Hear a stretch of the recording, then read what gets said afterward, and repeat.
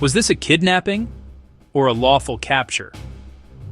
The United States says it captured Venezuela's president, Nicolás Maduro, during a military operation.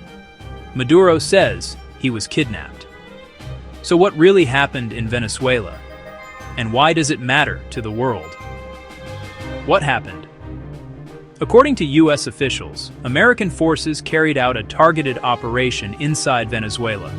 Their goal: arrest Maduro based on long-standing federal indictments, including drug trafficking and narco-terrorism charges. The operation was fast. Maduro was taken into custody and flown to the United States. No negotiation, no extradition, no handover by Venezuelan authorities. Was this a kidnapping or a lawful capture? Have you ever wondered what happens when one nation's laws clash directly with another's sovereignty? The mission, codenamed Operation Absolute Resolve, began in the pre-dawn darkness of January 3, 2026.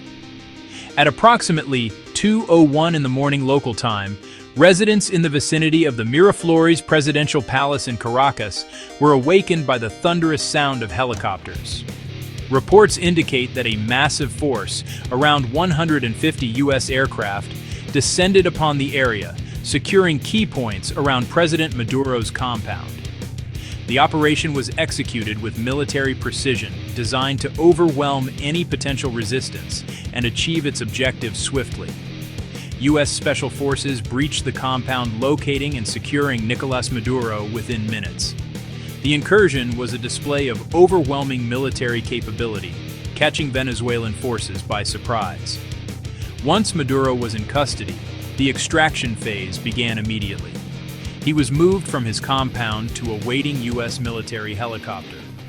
By 4:29 in the morning, less than 3 hours after the operation started, he was on board a U.S. aircraft carrier positioned in the Caribbean Sea. From there, he was flown directly to New York. The U.S. position. Washington says this was not a kidnapping. They argue Maduro was already indicted, already wanted, and already considered the head of a criminal network. From this view, the operation was similar to past U.S. actions against foreign leaders accused of crimes. Capture first, trial later. To the U.S., this wasn't politics. It was law enforcement, with military muscle. For years, the Department of Justice had been building a case against him, culminating in a series of indictments. These charges are severe, accusing Maduro of leading a narco-terrorist organization, conspiring to traffic cocaine into the United States, and using his position of power to facilitate a massive criminal enterprise. The U.S. government argues that these alleged crimes have had a direct and harmful impact on American communities, justifying their intervention. The official narrative from Washington frames Operation Absolute Resolve as a necessary step to bring a wanted fugitive to justice. It was, in their view, a police matter conducted with military support. Maduro's claim: I am innocent. I am not guilty. I am a decent man. I am still president of my country. I am a kidnapped president. I am a prisoner of war. This perspective frames the U.S. operation not as law enforcement, but as an act of imperialist aggression and a flagrant violation of international law. His legal team calls it a violation of sovereignty, international law, and human rights. The proper legal procedure for seeking the transfer of a person from one country to another is through an extradition treaty. The United States never made such a request to Venezuela. Instead, it chose unilateral military force. Plain and simple. At the heart of this international crisis lies a fundamental legal disagreement over the definitions of capture and kidnapping. On the surface, the distinction seems simple, but in the context of international law, it becomes incredibly murky. A lawful capture is an apprehension carried out with legal authority. This typically involves following established procedures, serving a valid warrant within the correct jurisdiction, executing an extradition request between sovereign nations.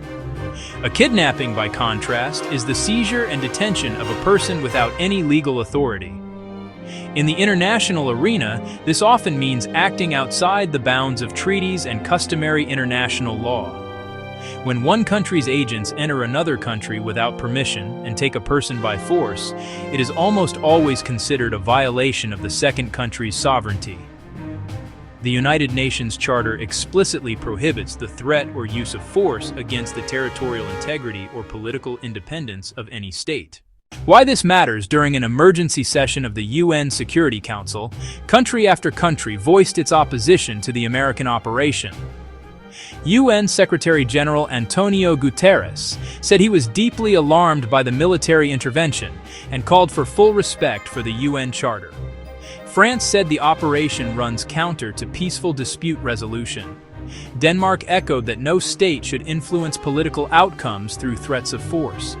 China, a key economic and political supporter of Maduro, called the operation a blatant use of force, saying it infringed Venezuela's sovereignty and threatened peace and security in Latin America.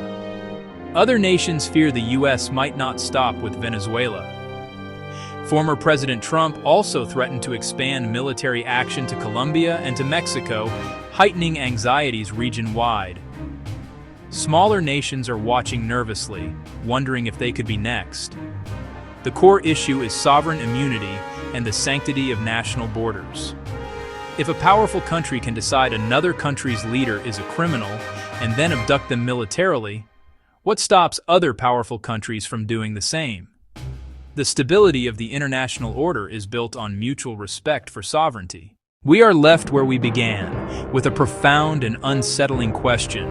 Was the seizure of Nicolás Maduro a lawful capture or an illegal kidnapping?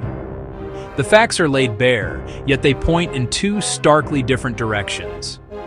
The United States presents a case built on its domestic laws, arguing it has the right to bring to justice a man indicted for heinous crimes that have caused harm within its borders.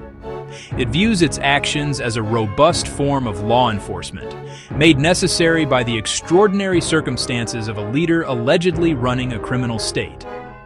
For supporters of this view, it is a victory for accountability, proving that no one is above the law.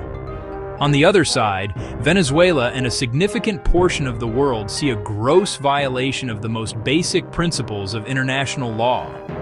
They see a powerful nation using its military might to impose its will on a weaker one, bypassing diplomacy, bypassing extradition, bypassing the United Nations Charter.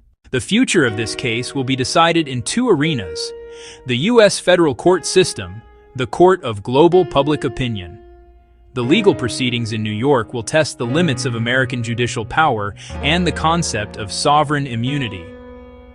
At the same time, the reactions from the United Nations, foreign governments, international legal bodies will shape the diplomatic and political fallout for years to come. The outcome will have consequences that extend far beyond Nicolás Maduro himself. It could redefine the balance between justice and sovereignty, power and law, for the 21st century. As the world watches, you are now equipped with the context to analyze the situation for yourself. Consider the evidence and the arguments. So, was it a kidnapping or a lawful capture? Decide for yourself. Subscribe to The Broken News, where narratives break and the truth gets questioned.